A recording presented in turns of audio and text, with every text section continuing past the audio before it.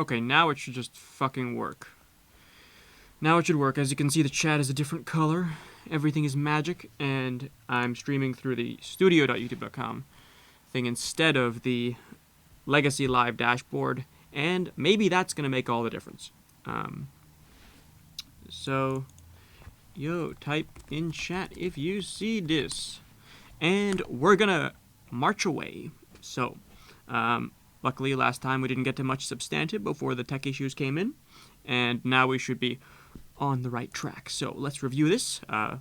To get people's bearings, what's happening is that JF is commenting on the Groypening, the Great Groyper War, and apparently has some criticisms to lay upon the door of Mr. Nick Fuentes. Gotta beat him to it every time. Nationalism or ethno-nationalism, I've been very, very clear about this as well. Look, the foundation, as I said at the beginning, the foundation of moral philosophy is the non-aggression principle. You can't initiate the use of violence against others. So first of all, different ethnicities living in the same geographical region is not a violation of the non-aggression principle. So this is the Stéphane Molyneux who has constantly, in the recent years, made people believe, made his audience believe that he was somewhere at the border of nationalism, you know, because I'm an empiricist. Suddenly he's not an empiricist anymore. This is the guy who published a video saying why I was wrong about nationalism.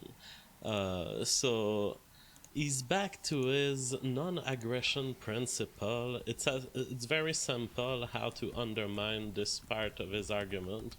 It is simply, okay, so you recognize no aggression. What about when people are forced to live together? What about, do people have the liberty and do you respect the sovereignty of people to live where they want and form communities the way they want it? It's as simple as this. Do you recognize the right of a bunch of university students to create a safe space? Hey, hi, Ultratestosterone, is it still lagging? Can you hear my voice okay? How is the motion of the hand? It says I have an excellent connection, but I'm using a new live dashboard. Yeah, and I'm on the normal Wi-Fi, so it should be okay. But apparently it's not. Let me see what the culprits could be.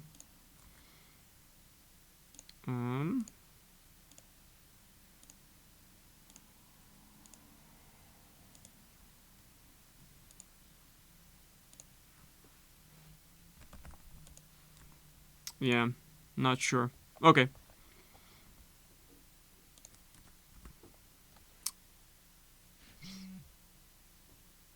Josh Randall says solid 4 stream. Thanks, Josh. I'm glad to see some folks enjoyed it. It does seem like that was another polarizing moment. There were some who seemed to have my back, some who were stridently against. I'd like to see Alex on here. Alex seems like someone I can have a good discussion with. Based on whatever category they want to feel safe with, do you recognize freedom of association? It's amazing that Stéphane is out there pulling these very bad arguments instead of just freaking having a discussion with me. It's like, I don't want to hurt you, Stéphane.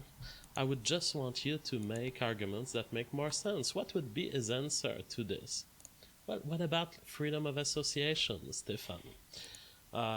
Very depressing, and it's aging Stéphane Molyneux, of course, will have to deal with this. It's just the reality of the world.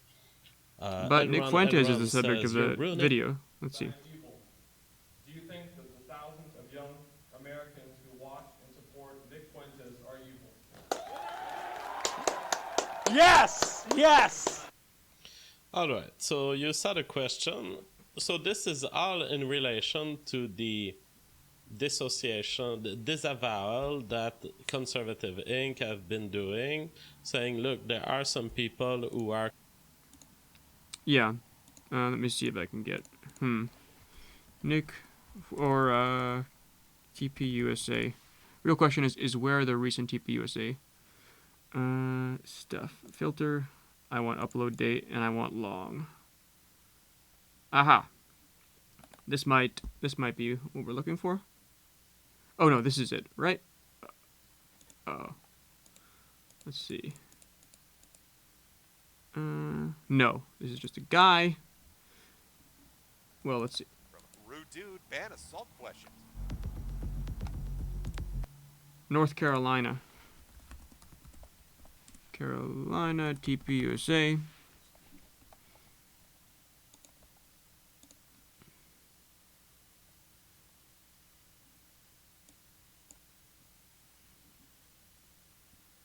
I might just have to piggyback on JF as I was planning to. Just because I can't find the actual original at all. It's supposed to be an easy. No, this is not the original. Okay, No. whatever. Are coming into our crowd and they are telling Chinese name says, bro, they're going full on PUBG in this Hong Kong situation. Jeez, man. I saw a lot of crap from that Hong Kong protest event where like people were very, very organized, a lot of laser pointers pointed at facial recognition, trees, and I think they even took down like a facial recognition stand that China had put up with an angle grinder. A lot of stuff going on. Cantonese sounds so harsh. Yeah, how much language bigotry is there in China? I got the impression that there was a fair amount of it. they are evil people and some of them are white supremacists. Now you have to consider that he didn't say Nick Fuentes himself. He didn't say, and even if it was Nick Fuentes himself, I don't think it would be a problem for Charlie Kirk to say that, because he would have the goods for it. You could just take the cookie joke of Nick Fuentes, and that's enough to shut you out of any mainstream conversation. Right, the Holocaust denial thing really does shut you out, as JF says, and it's funny that Nick Fuentes was too reluctant, felt like he would be burned by being associated with JF when he himself was going so far out of line, or at least in terms of quote-unquote optics. But that being said, the response by Charlie Kirk, he will try to go on the side of Patrick Casey. So Patrick Casey is a friend of mine. It's someone I respect, to be clear. So it's not like I'm disavowing Patrick Casey. But the direction that Charlie Kirk has been taking is to attack Patrick Casey because he has a past in an organization called Identity Europa, or as it is written, Evropa. And people have largely been labeling, of course, in a hostile fashion, and of course by the usual suspects, the people who see hate everywhere. They have been labeling this organization as... Right, they see hate everywhere. But of course, as I was saying last stream, there's a lot of hate to see in Identity Europa. See if I can get my Q&As. Q&A.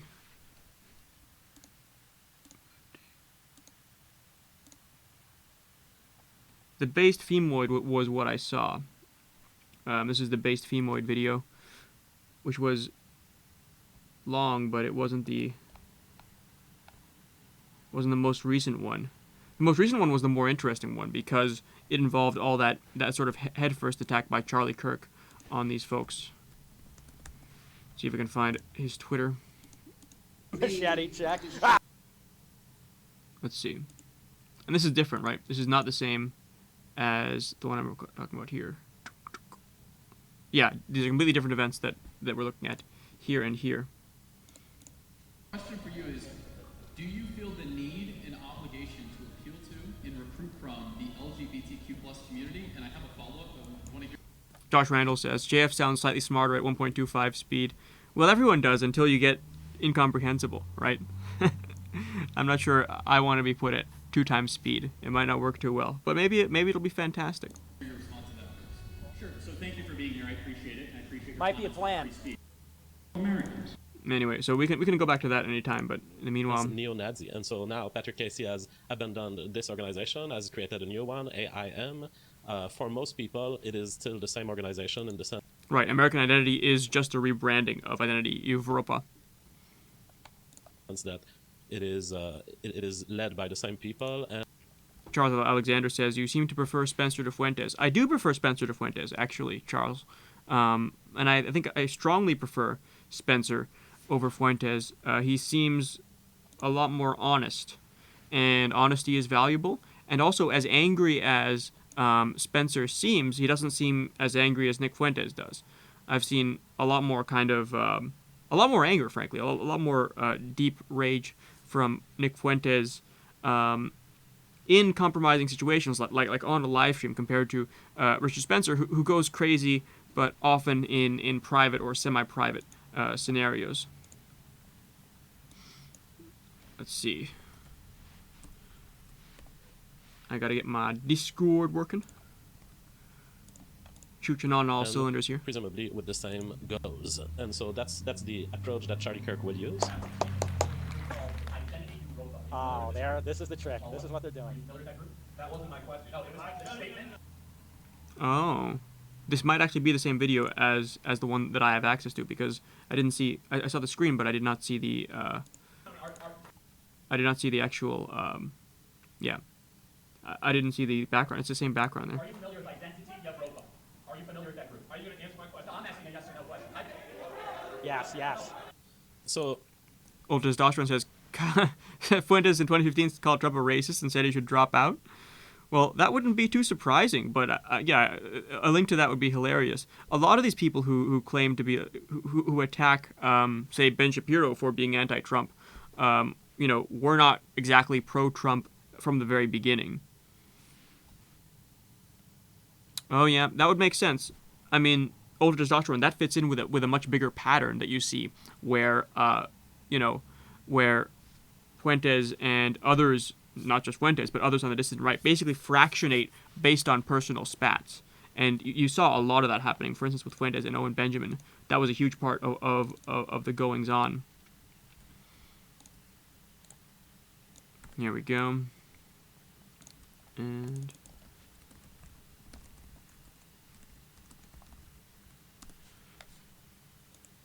great. The question started with, why do you call us evil? And Charlie Kirk is like, well, I'm calling Identity Europa evil. Are you telling me that they're not evil? In my view, they are evil. And, Nick really doesn't have an argument here, because Nick spends his days talking about optics. Charles Alexander says, Fuentes is turning the alt-right Twitter sphere into his own personality cult.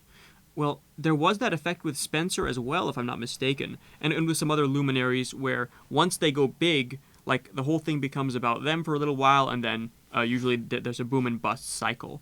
So I rather suspect that you'll see a boom and bust cycle here as well. Although if Nick Fuentes plays his cards right, I think he can stay really, really relevant because just having a large viewership matters on a regular show. That's so different from Spencer. Spencer had a lot of viewership, but on intermittent shows, and that's very different from having a live, single person stream which lasts for hours.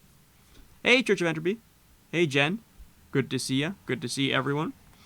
By the way, I'm going to link my Discord if anyone wants to chat. If anyone can join this stream and come on voice at any time. There are no restrictions beyond terms of service and just general basic decency. Great. So, here you go. Come on if anyone wants to voice chat. Great.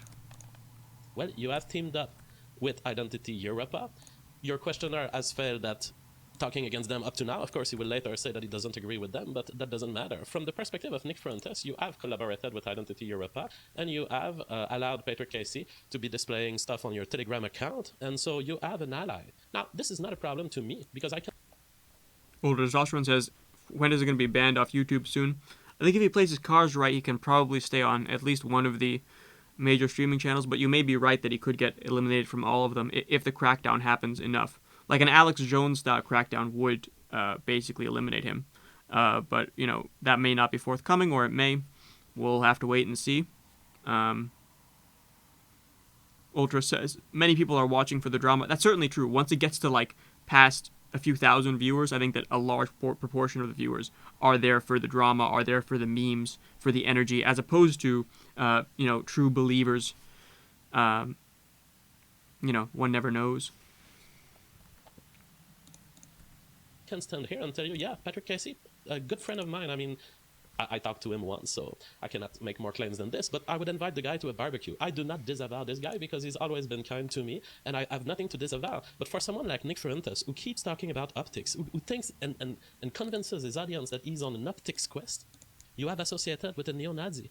That is your problem. The fact that you've been disavowing so much that at this point, the left is holding you by the balls. How about you disavow this? How about you disavow that? Well, you can't disavow Patrick Casey because 2 days ago, you retweeted his Telegram account and he's coordinated with you.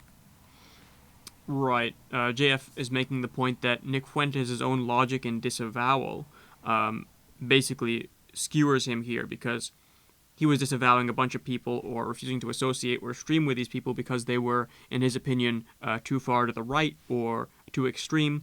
But that means that he's accepted implicitly that these sorts of judgments can be made about who you associate with. JF does not accept those judgments. But in general, I think that JF is off the mark in the respect that most people don't really care whether you accede to that notion. Most people will, in fact, just judge you by who you associate with, regardless of your own position on people having to avoid associations. COE says, I unsubbed for JF after he interviewed me. Yeah, I couldn't watch that whole interview. I just saw pieces of it. Didn't seem to go all that well, but yeah. He has his ups and downs, this JF fella. I haven't been watching him very much lately. I just saw that he reviewed this Nick Fuentes tape, and I thought that would be interesting. Obviously, it was mentioned on stream as well. Yeah. Let's see. You for the Groyper stuff. So that's your first lesson.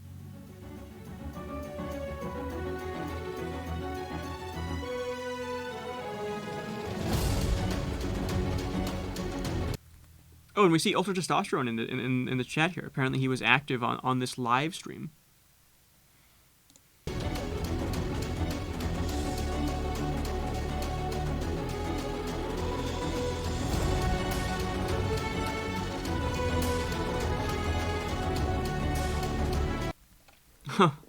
Apparently, every time he makes a point, he's gonna play this clip, which is quite a lot of chutzpah. Quite a lot of chutzpah there. Your worst allies determine your optics. Either don't have allies or don't play optics.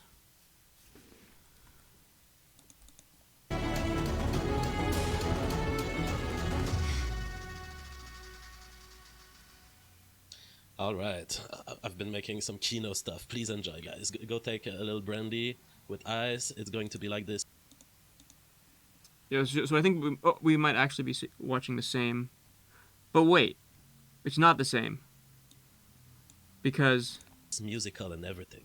Let's keep watching the interaction. Look, because here, in this video, wait, it could be reversed. It could just be flipped. I will end up disavowing somehow Identity Europa. Rise, Groypers. Chinese words ask, is a Groyper a mammal? I think not. I think a Groyper is a type of amphibian. I don't think that a Groyper is a mammal. But I could be wrong. I'm not up to date on my mythological creature taxonomy. Don't let him do this. Don't let him play this game. Okay, so we want to determine if this is the same thing or if it's flipped. So he's facing that screen here, and then in this one he's facing the so it's not flipped. Yeah, and he's standing beside someone else and he's not here. So yeah, I was wondering if it was the same event. No, it's different events. Okay. So far the thing is, the only place I can find this video is on JF's channel at the moment. Not sure where. He must have gotten it really early on. Whoa. Boo him, yes, boo him, yes, shut up. Look at this. See, Nick Fuentes is saying shut up. But by which standard is that wrong? Nick Fuentes doesn't really have an argument. By the standard that Patrick Casey has reformulated his group recently, I mean, you're always going to be followed by everything you said. And as long as you're playing the optics game and claiming to be good at it, people are going to point out everything in the past of all of your allies. And that's the second. I think that this is true, what JF is saying, for a subset of like YouTube debate people or people who are in this space which JF has in part pioneered. In his case, he's going to have people hanging onto his words and confronting him with them. But I'm not sure that's more generally true for a Nick Fuentes type or for your more lowbrow streamers in general. I think it applies more to the kind of debate sphere. And what's happening is that the YouTube debate sphere is getting eaten by a broader group of more normie types. Let's see.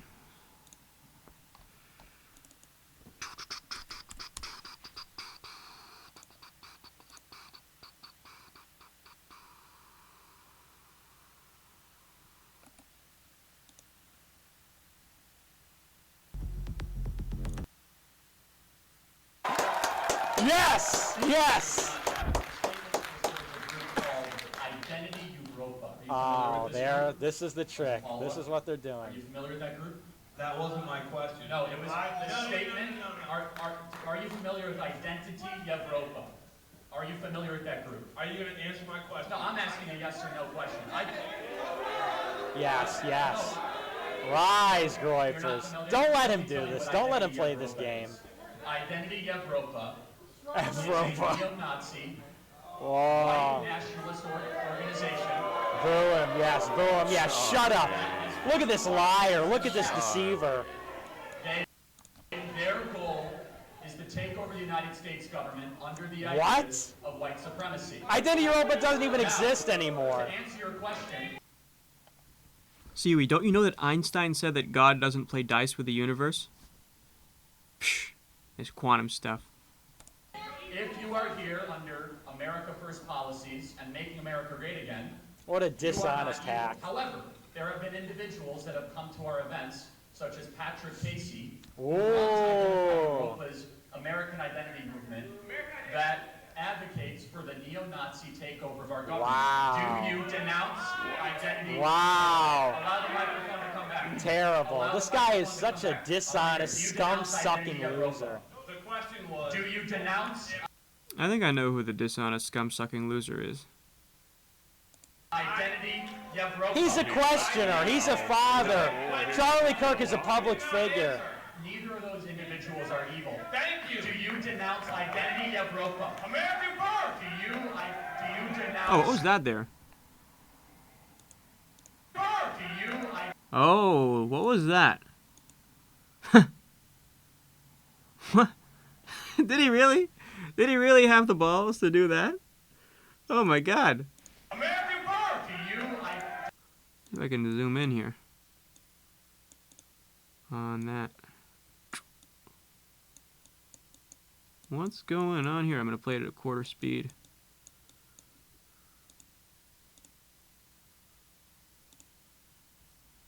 Quarter speed, highest resolution. Let's see what we got here. Enhance. Enhance. Fletcher, we're doing an investigation. This is elite investigation squadron tactics going on here.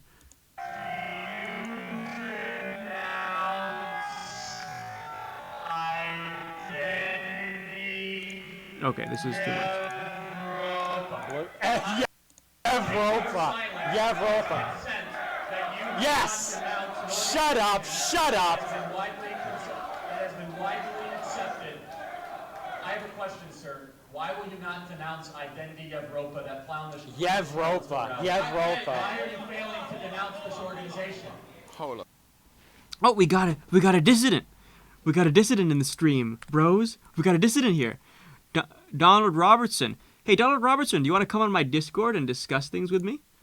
I got an invite for you here. Just come on over. The water's fine.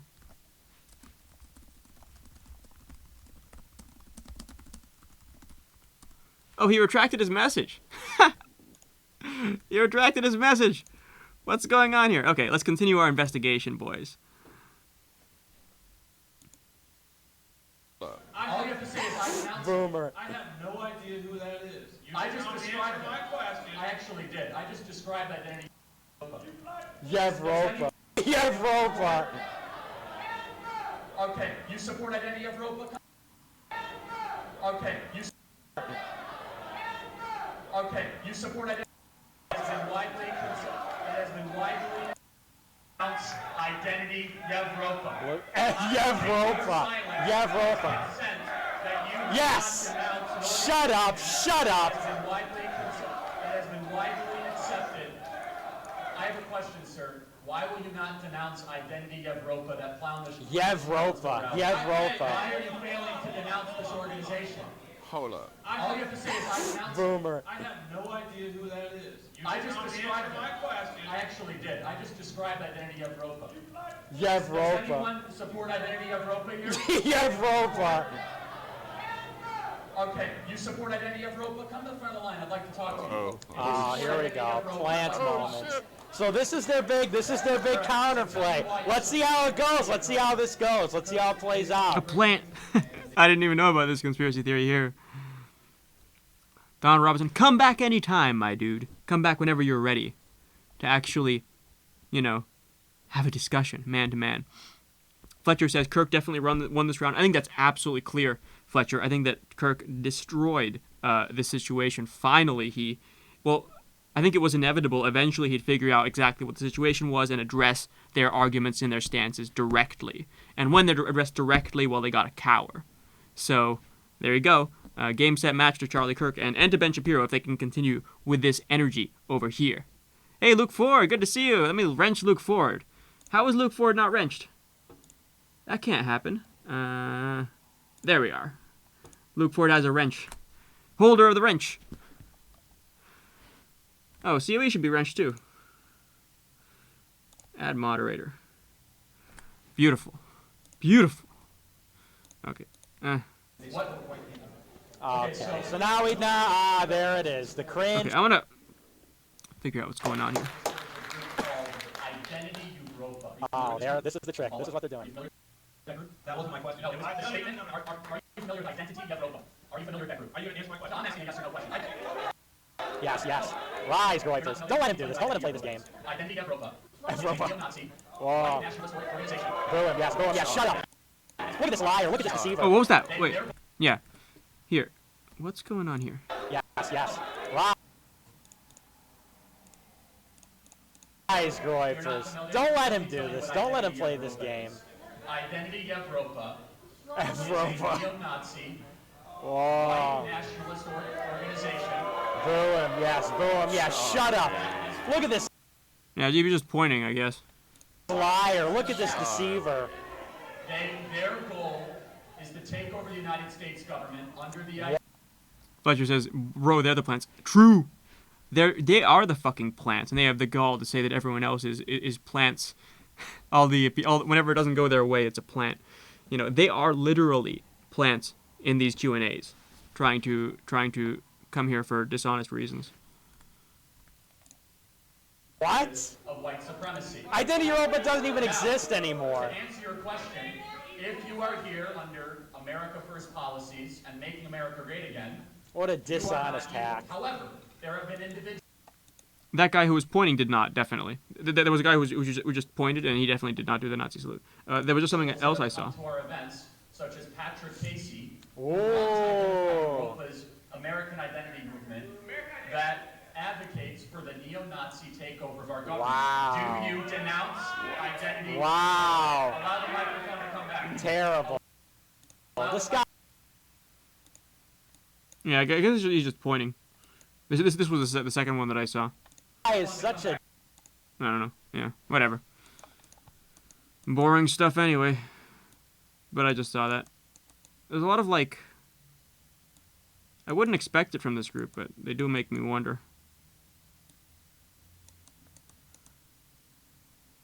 Anyway. A dishonest, scum-sucking loser. The question was... Do you denounce identity? He's a questioner. He's a father. Charlie Kirk is a public figure. Neither of those individuals are evil. Thank you. Yeah, they're just pointing. Identity Evropa. American first. Wait. Oh yeah, that was what I was looking at. That was what I was looking at. That made me question. Is he just pointing his fist up like that? Wait. Yeah, that's what I saw. I don't expect them to be like overt Wignats or overt like saluting folks.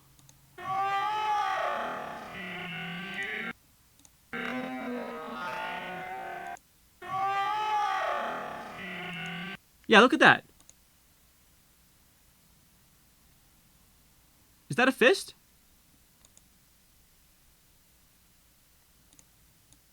Let's zoom in some more. Enhance.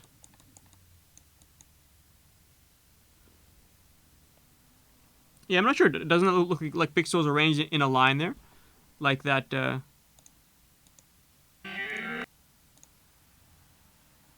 yeah. I don't know. I don't know, bros. I couldn't tell from that angle, but, it definitely was something. It was some kind of salute. I think maybe just a fist pump. But to do a fist pump in that manner, along with America First, is like kind of a silly thing to do. I mean, not that I'm advising them on optics, but like if you're gonna go, you know, America First, only you're punching up, right? So you go America First, right? At that point, like it looks a lot like a different salute, right? Like he did go like this, but higher, if he didn't have his hand stretched out.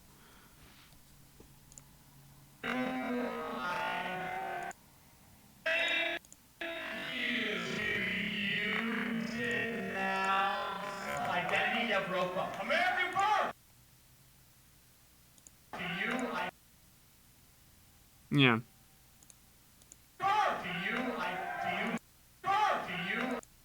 evil. Thank you. Do you denounce identity of Ropa? American first! Do you denounce identity of Ropa? Yeah, it was a weird looking fist pump because it's a little bit too far forward. But whatever. Yevropa. Yevropa. Yes! Shut up! Shut up! And then there's that furtive movement afterwards as well. Look.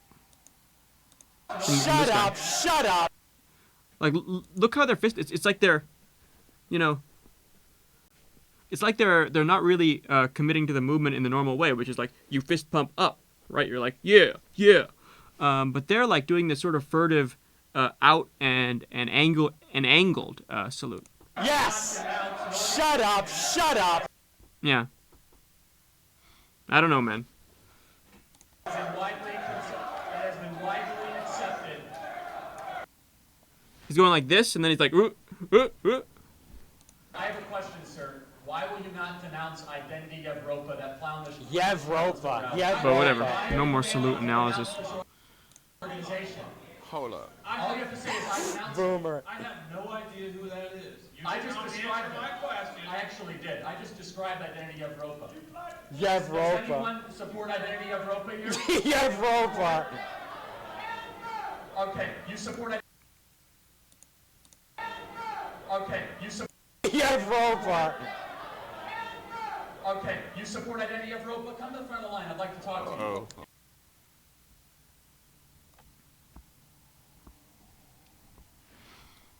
Yeah, let me see if I can start a straw poll. Straw poll.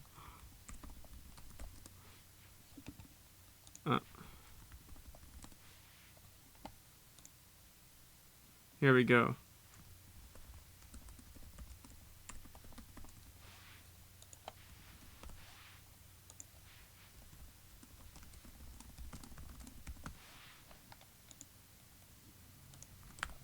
Here we go.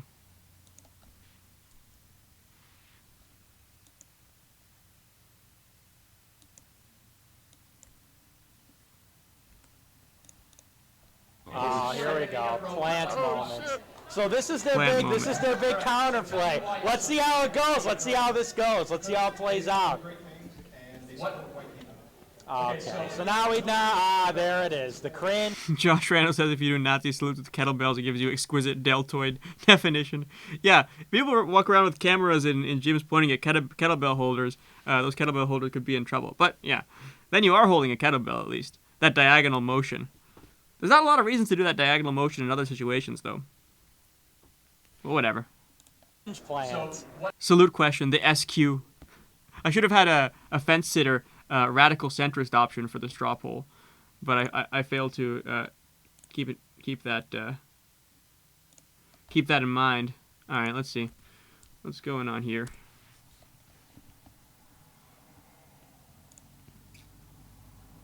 No one voted on my poll. You goddamn degenerates. What great Do you have any case for legal immigration in a time where your own countrymen are struggling that does not stem from your own? Oh my god. No, no. No. This is it. things like planning the Charlottesville rally? They didn't plan that. Oh, who did? I can't remember his name. He's actually irrelevant now, but no, Identity Europa did not plan that. Yeah, Jason Kessler as he said. It was Jason Kessler who planned the Charlottesville rally. Identity Europa is a widely recognized white supremacist neo-Nazi organization by rational common sense individuals. So, allow me to ask a question. Can I ask a question for you? Are you worried America's becoming less white? Yes, Why? because I don't want to be a minority in my own country. I see what's happening. I want to ask the question. The Overton window is What does it mean to be moving. American? Is it an idea? I don't know. A shared history, or is it a skin color? Well, I mean, you could go back to the original. Overton window is moving, says Fuentes. Church of Entropy says, I'm making pasta, that's why I didn't vote in the poll. Well, that's an excuse at least. Cultural elite are suppressing the population's deltoid strength. True. They fear our deltoids. Founding fathers, the Immigration Act of, I believe it was. What does it mean to be an American? Is it a skin color or something else? So there's the current idea of what it means according to, the Hart-Celler Immigration Act and, all this bullshit that you guys. Spacetime DCR says, mind is in essence like a pot of boiling pen. Agreed. And then that's called string theory. What Spacetime DCR just said is string theory. But if you go back to the original founding fathers, they No intended good. this This to is be no a good. This guy is a disaster. For white men of good stock. So, He's a disaster because he's answering the question. Right. You're supposed to never answer the question. That's the goal here for the Fuentes faction, is to never answer a direct question, but only ask questions. And when they make the mistake of honestly answering, then the mask is revealed, the mask is taken off, and the populace starts to turn on them, which is why disaster says Nick Fuentes. And if you're doing that, who's the lion? Who's the lion slippery Nick over here? If you get upset about someone being open about their beliefs, right? A moment ago you were saying, oh, the Overton window is shifting, but then, oh no, he's being too blatant. Mike says, can't we just compromise? We won't be a pure Aryan ethno state, nor will we be the world refugee camp. Well, ideally, you'd just say America is for Americans. You'd have Steve Saylor's citizenism. You'd say, we're going to have people in here, but only if they're going to help Americans, and that's going to rule out a whole lot of immigration. We want the average American to be better off if we bring these people in. We're not going to take Tyler Cowen's position of if it brings the world average up, we bring people in, because that's what's going to get us eaten alive with our pathological altruism. That would be enough in my view. Yeah. But I don't think that we're going to turn into the world refugee camp anytime soon. Shadow banned all. Are you shadow banned, Josh? The shadow ban stuff is weird. I'm not sure how it works. Fletcher says Nick doesn't take kindly to defeat. Yeah, he declared victory even after that Destiny debate, which went absolutely horribly for him on immigration.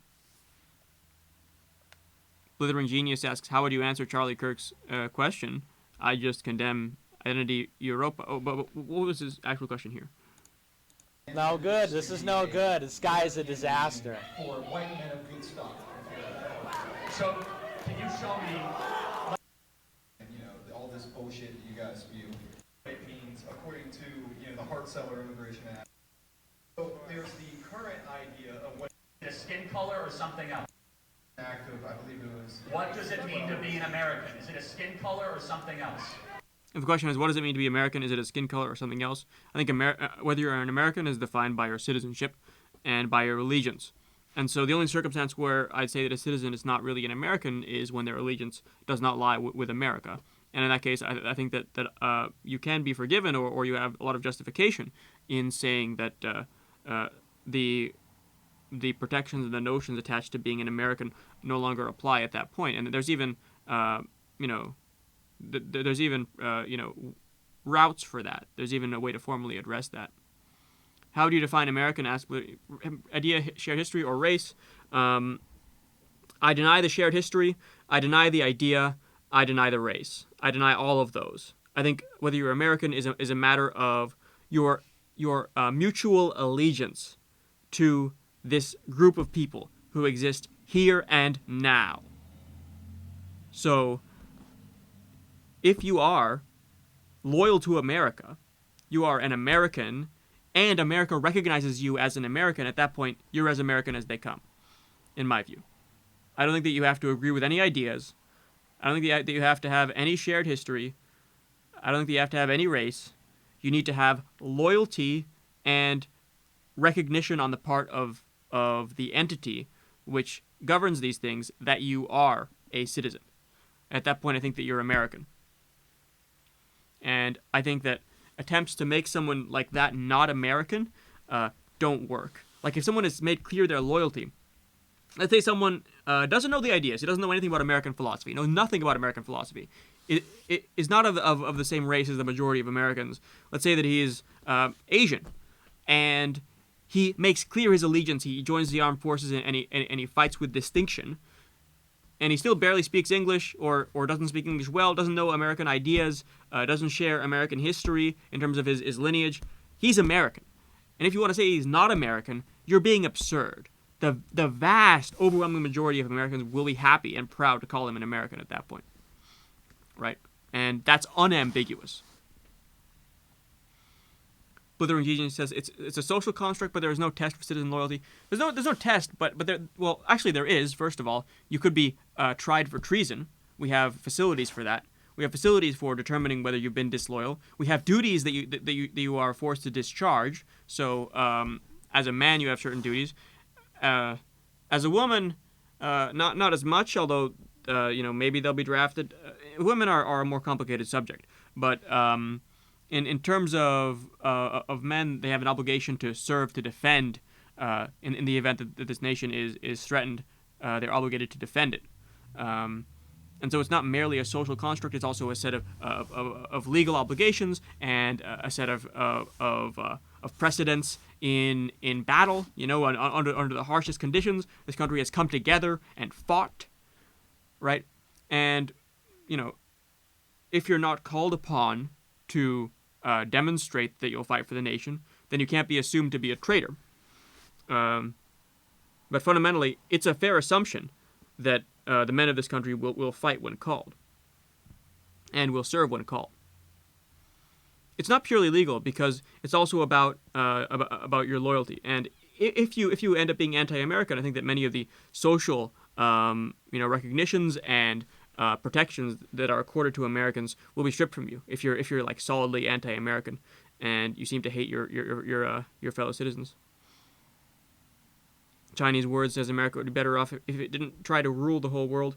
Well, it's not really trying to rule the whole world, honestly. And if it was aiming for hegemony, like true hegemony, it might actually be better liked then in its current situation. Blithering Genius asks, so if the population was replaced 100%, by people who are loyal to the new country with a new population, that would still be the same country? No, it would be a different country. But if you imagine, like would it be America? Like technically, yes, it would be, but it would be a different population, right? But it would still be a country united by that set of terms.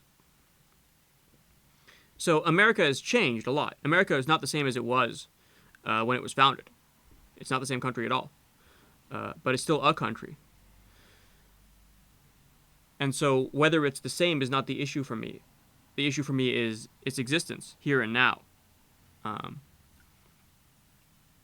And its history is part of that, but fundamentally not the crucial part. If it has its history and it has its racial unity and it has all that stuff, if it has exactly the same population, let's say that they're immortal, okay? let's say that these guys are immortal, and all the people who came here are just the same people as when the nation was founded, right?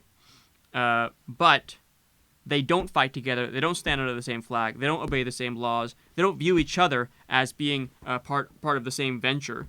Then in that case, they're less representative of a country than us, because we actually have those things. Those are the fundamental things. Space DCR says the population is completely replaced every few generations, yet it's still America. Yeah. But it can be regarded like a sports team in a sense. Where is it exactly the same sports team? No, but it still is a sports team, where it still is a country, and it's an entity. It's an entity with perhaps a long and storied history, but its existence in the here and now is what proves its existence in the here and now. It doesn't depend on any past or future to exist here and now as an association of individuals who are moving forward under the same banner and under the same laws and with a certain shared spirit of enterprise. And if anyone, Blithering Genius, I invite you to come on the Discord, and you can just voice chat. It'll go to the stream. Anyone can do that who likes. Here we go. How are we doing? What has happened to my... What has happened? Here we go. So there's the current idea of what it means according to, the Hart-Celler Immigration Act and, all this bullshit that you guys spew. And he says, is like, oh, there's a current view according to the Hart-Celler Immigration Act. This is a fascinating myth that arises. Like, oh, it's about the Hart-Celler Act. In terms of it being a quote-unquote white country, that was fought over during the Civil War and after, where we agreed to accept former slaves as full citizens. And that was well before the Hart-Celler Act. Okay, and then during the same sort of period, there were naturalizations of Indians happening in the sort of few years after the American Civil War. At that point, you can't say it's a white country. You can't say that it's ethno-nationalist in the manner that you seem to hold so dear. And then in addition to that, these guys in line over here, right, they're saying that Jews aren't white, but Jews in America have always been considered white. And there was no objection to that, right? They could have kicked the Jews out if they wanted. They didn't, right? They considered them citizens, full citizens. So what's going on there, big guy? Why don't you object to that part of the Founding Fathers? Oh, because you're dishonest. Because fundamentally, you don't care what the Founding Fathers said at all. You just want to try to make a play to call everyone else disloyal when you, in fact, are as disloyal as they come. Blithering Genius asks, why should you expect loyalty to this transient and shifting collective? Blithering Genius, why the fuck do you think that everything depends on lineage when America has kicked the fucking ass of homogenous countries up and down the fucking street? Right? America is non-homogenous, has always been non-homogenous, has always had far more sort of ethnic diversity than the countries it was fighting, but always kicks their fucking asses, right? You say, oh, it's fake and gay. It's fucking standing astride the world, triumphant, okay? Our nukes could crush any country that decided to stand before us. And you're saying, oh, it's the transient and shifting collective. Bro, this is a mighty country. People tremble before this country, and that matters. Someone has joined the Discord. Blithering Genius, you're here. Oh, Give me a moment to bring the Discord into view in the stream, and you can chat while I do that. So make your point. Well, I think I already. Excuse me. I think I already made it. I mean, I'm just raising this point that it's all kind of vague and circular and meaningless. I mean, I know you're emotionally attached to this America thing, but I don't see any more reason to be attached to it than to be attached to, the white race or any other collective. You disagree with Charlie Kirk's definition of America, right? Or with his definition of what an American is. Yeah, so Charlie Kirk says that America is an idea. I don't think that there's much to this. I think people say this as a sort of a trite thing to say, but I don't think it has much weight to it at all.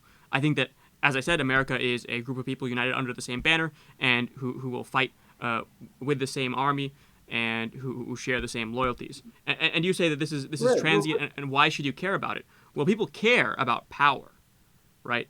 And people who care about power are being sane. People who don't care about power are being insane. Sure. So what you're saying is it's entirely based on incentives, right? So this loyalty is just it's a tit for tat reciprocal arrangement, right? With punishment that's for basically defection. So Sorry, it's what? sticky. It's sticky. So you don't get to leave, right? You can check in anytime you like, but you can never leave. So You yeah. can leave. You can move to another country. Well, not or you can try to not when the chips are country and down. Not when the chips are down. So if America gets into a war, right, in a serious war, and needs to draft me, then it's not just going to let me leave, right? I'm going to be bound as I have signed over my life in a sense. I've said I am subject to the draft, and they can detain me if I try to leave while the draft is active and try to dodge the draft. And they have detained people trying to do that. You're thinking about this as if it was some kind of like primitive tribe of people, and that there's going to be some war in your lifetime where your service makes some difference, and that's just not the case. You could say the United States is the greatest it may well not be the war case, but of its existence absent right now. that possibility, there is very little point to countries. But hold on. You think that your country is essentially in a kind of civil war, No. right? A kind of culture war. Culture war, and sure. also Civil you can view war, this no. demographic invasion as the biggest threat to the American way of life that has ever existed. Wrong. Much greater than I disagree with that, the Second or absolutely. First World War. I don't think that this is the greatest threat to the American way of life that has ever existed. I think the Civil War was far more of a threat. And in fact, I think that the ideological changes that we've seen in the 60s, regardless of the immigration, that all on its own, the ideological shift is far more of a threat than the immigration. Okay. Well, okay. I'm not so sure I would agree with that, but either way, those are not traditional wars, right? So those are completely different things. And what you're talking about it as if it's some kind of little band, a little brotherhood of men who know each other and bond. And I mean, these are the emotions that it might bring out in you, but this is all an illusion. This is all bullshit.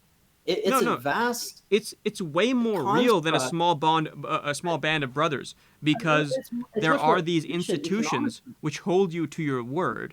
Whereas in a band of brothers, you truly are in that sort of bohemian situation that you illustrated earlier, where the ties that bind are weak indeed if you choose to break them. You're basically only bound by your imagination in that case, whereas in the case of large countries, modern states, there is far more of a ball and chain around your foot and far more power invested in the association. Around your foot. No, there's less of a ball and chain around your foot because you can move to another country, and also you don't have to love your country to live in it. You can hate it, and you can participate in economic transactions, and you can have a passport and citizenship, and you can have no loyalty to it whatsoever, right? So well you what I'm can, saying is that but what you're losing there. Up, I think what you have to understand. Okay, so you make the claim it's like, well, war is very unlikely. Okay. The possibility of war is largely what countries are for. It's largely, and if they do their job right, then they never even have to enact this. But they are largely mutual defense organizations with borders that are defended, and that's kind of their game theoretic purpose in a very fundamental way. If you choose to do as you said, it's one of them. It's not the only reason, but it is one of them. Yes. Right, but the other is to prevent. To be overwhelmingly frank, it's a protection racket. Countries are protection rackets, and this is just the size of protection racket that has managed to assert itself. That's what determines the size of countries. That's what they are, functionally speaking. Okay. They offer you protection. Hold on. Yeah, but it's a little bit more than that. They also offer you protection from your fellow citizens. They offer you a market in which you can have economic transactions. They offer you relief from tragedies of the commons. So it's a little more than just a protection system. That's one of the functions. It protects you from outside invasion. Yeah, it also creates it gives you lots of bonuses, but the fundamental aspect of it is the protection racket aspect. And if you had nothing else, it would still be a country. No. Yeah. No, because to protect you, there has to be internal cooperation first. So actually, the fundamental thing is to create the internal cooperation, because without that, you don't have any ability to protect your borders. No, that doesn't have to be. That doesn't have to be cooperation in the sense that you mean. Like when the Soviet Union is marching into occupied territories, and it's just basically grabbing every man and boy and shoving them into the army, that is that political entity, that country, if you will, reasserting its dominion over that place. And it doesn't have to add anything, and it usually doesn't. What it does is it takes and shoves it into the meat grinder in front of in the front, and that is real. That's as real as it gets, bro. That's as real as it gets, and it doesn't necessarily involve helping those people at all, right? So the fundamental aspect of it, torn from everything else, is the aspect of hey, Dude, I'll offer you for protection, those but guess what? people- If you don't accept for my those- offer, I'm gonna kill you. That's the fundamental thing. Yeah, but just chill for a second. For that to exist, there must be a bunch of people working together to impose that on those soldiers, or they would just say, "You can't kill me because you're not cooperating to kill me. One of you can't kill me." Right? So there has to be this structure. It's a power structure. Anyway, this seems like a tangent, but the point is, the modern state is it has the same kinds of functions as that little band of hunter-gatherers, but these emotions that you're attaching to it have become completely irrelevant. Maybe not politically irrelevant, but they're irrelevant to the basic functioning of it. Right? Like you even said, Why that are the they soldiers more don't have irrelevant than they oil. were during the Great Peace after Napoleon's downfall in those countries in Europe? Are they more irrelevant than they were back then? Probably more relevant, yeah, because societies Why? are bigger and more Wait, abstract. societies were but bigger? You're saying the societies were bigger back then? Or it might be you misspoke? our societies are bigger and Yeah. more abstract, right? They're the Certainly. you know, They're those bigger. emotions More don't function abstract, at a smaller. I'm not sure about that. Well, I mean, everything is like, just digits and computers now. Almost all of our coordination is through computers. So that is I think kind of that's abstract, false. but- I think that's flatly false. I think that most of our coordination is still interpersonal. Okay, you're mixing things up. Whether if we're talking about interpersonal interactions and stuff, sure. If we're talking about our relation to the state, to the government, then it's all done through computers and bureaucracies and people who have no idea who we are. So Look, it is the more, point of the sword. The point of the abstract. sword is the state. Is this protection racket entity that is offering you protection, but really demanding that you buy in? Okay, and this entity, remains in a structure. They have to talk to each other face to face. If they were just talking to each other online, it would not work. Okay, this entity has to be organized as a group of people who know each other, who are interacting with each other face to face. That's incredibly important. No one has ever created a situation to obviate that need. It's the same as it was for mafioso in Italy. It's the same as it would be for that band of brothers in that distant Bohemian past. It's a group of people who meet each other face to face, and who manage to create a very large organization through a command chain of people who meet each other face to face. It's face to face, face to face, face to face, face to face. If it was just online, it would not work. This is irrelevant. This is just a It is tangent. relevant Look, because what you're trying to do. Wait. You just stop for 1 second. You Yeah. don't Wait. need to Wait. Hey. government I'm going to address what you said. What you tried to say was that now things are different because it's more abstract, and I'm saying I don't think so. Go ahead. You think that your society depends on this loyalty. That's why it exists. You think it exists for this emotion of loyalty. Well, you're maybe missing a clarification that I made. This thing exists. This protection racket exists on the basis of a band of men who know each other, or who know people who know each other down the line, right? This group of people can make that offer you can't refuse. That's why it exists. When that stops, it stops. But this band of men is 300 for the United States. It's 340 No, it's just the people who million are crucial for the threat to be what do you call it? To be meaningful. That's the crucial core. That's the police and the military principally. In a sense, but it is the whole thing. I mean, the police don't exist unless there are grocery stores to feed them. I mean, but I don't even know. No. Why The you're point is, bringing this up can all right be analyzed as a protection racket, just the same as the very first bands of conquering men, right? And it's not different, and it does depend on drawing people from this population who are willing to serve in this organization. Just the same as from the beginning. The same as the Mongols, the same as everybody. It depends on people coming up and saying, yes, I will serve. I will serve to protect this constitution, or whatever flag, whatever bauble, whatever trinket, whatever spirit they claim unites them. What unites them is that they are a band of men who know each other, who will carry out on their threat when they say, "Hey, you need some protection, buddy," and This is believe not me, a you band need of it. men who know each other. It's just Yeah, not. And you yeah, don't have it to have is. any loyalty to be part of it. You just need a piece No, of no. paper. If And you can be if 100% the military opposed was to it made of and people who only participate. talk to each other through text messages, then this country would just fly apart, right? It's irrelevant. I'm saying you can The be a point part of the is, it's military and interpersonal hate America, interactions and it that doesn't hold this matter. together and built on this mutual loyalty. Okay, and yeah, like one person doesn't know the whole chain, but it is a chain of people who enforce loyalty on one another. It's not this magical idea. Oh, it's become abstract. Oh, it's just money. No, no, no. It's people who know each other down the line. One person doesn't know them all, but it's people who know each other and interact interpersonally, demanding loyalty from one another, and core to their demand is this uniting under this banner. You've already admitted that like the soldiers in the Soviet Union are just getting a gun to their head and they have to go to the front because there's Right. this That's big fundamentally machine the of people. interaction. None of whom they That's the know. interaction None of without whom they know any sort of personally. prettying it up.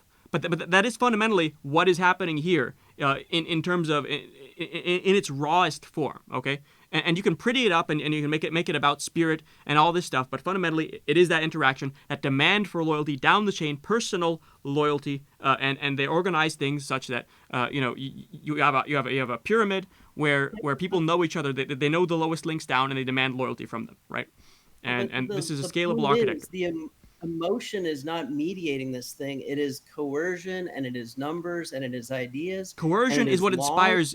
and Okay, fear is what inspires loyalty. Blithering genius. no, not necessarily, but They're fundamentally, reciprocity is what- basically looking at the same emotion in different ways. Well, whatever. I don't think you're not telling But me not anything whatever. like profound. I think No, we no. have a similar. I'm taking issue with the way you're trying to say, oh, it's different now. It's completely different. All the things that applied back then don't apply now. I'm Let me forcing you to talk for- defend that notion. Well, let me talk for a few seconds because you're not letting me. I make am the letting you point. talk. When you say, oh, you're not bringing up anything profound, you're making a point which I'm going to address, and I addressed it. I said, yes, regardless of its What was- profundity, I'm what was addressing the your point? point. What was the point? Your point was, it's different now. I'm saying, no, it's not. Not in this fundamental way. It still depends on loyalty. And you're saying, oh, this is fake and gay. Doesn't depend on loyalty anymore. You're saying that now America doesn't depend on loyalty, and it did before. I'm saying, wrong. It still depends on loyalty, and that your loyalty is as argument- deserved as it and ever your was. And your argument that it depends on loyalty is based on what? Based on that reality, which I was talking to you about before, that this is, You admitted game that the theoretically, just a ordinary protection person racket. doesn't need any loyalty Just a prettied up to be protection racket, coerced into which obeying exists. the state. Go ahead. You admitted that. You already admitted that a person doesn't need loyalty to obey the state. They need to be coerced. No. Okay, loyalty and coercion Ordinary are person. pretty much the same thing. Just Right, one of them is prettied up coercion. Okay. Okay. You believe in these ideals. Well, I no, don't. I don't. No, because those are different emotions. Fear and loyalty are different emotions. Pride They're not is a fundamentally different. emotion. When people look at Loyalty and respect are the No. children of fear. Okay? And you say, well, they're different emotions. They're different spins on the same game theoretic construct. And they're deeply ultimately, it's all gonna interrelated. come down to- Ultimately, it's all going to come down to game theory, yes, but that doesn't mean every emotion is the same. No, or no, that not every loyalty emotion is the same. But in terms of fear and loyalty, they're very, very tightly interlinked. People who inspire terror inspire loyalty. That's why Stalin was worshipped, okay? And it's not like people were like faking their worship of Stalin. They really worshipped him. People worship God because he is so terrifying. Look at how God portrays himself, okay? He portrays himself as being extremely terrifying, and that's not unrelated to their absolute love for him. They are very interrelated. Well- There are different spins on the same way of putting a thing, which is your dependence on that thing, emotionally. I mean, I don't know. This seems like a bit of a tangent. I don't agree that all emotions are the same, but I didn't say that all emotions are the same. making- I said that fear and loyalty are very tightly interlinked. And you're saying, oh, well, Kyle is saying that all emotions are the same. No, Nope. I'm saying that I'm fear and saying loyalty there is are a very tightly factual- interlinked. I'm saying loyalty has more to do with reciprocity, with affection. Like if they do something No, for you, absolutely you do something not. for them. That's No, what no. builds Wrong. trust. Incorrect. That's- Incorrect. Well, That's not how it works. I think if you're loyal to your wife, it's not because you're afraid of her. It's because she gives you something that you want, and you give her something that She wants systematically, and especially when it comes to politics, the people who are feared are the ones who get loyalty. The ones who provide a whole bunch but don't inspire fear, they're cast aside with absolutely no hesitation. Let's contrast Evo Morales. Let's contrast Evo Morales with Nicolas Maduro. One of them inspires terror. The other has presided over economic booms and actually a fairly good management of the Bolivian economy and society, especially relative to Nicolas Maduro, who gets kicked out. Right, the guy who doesn't inspire fear, the guy who doesn't have secret police. Okay.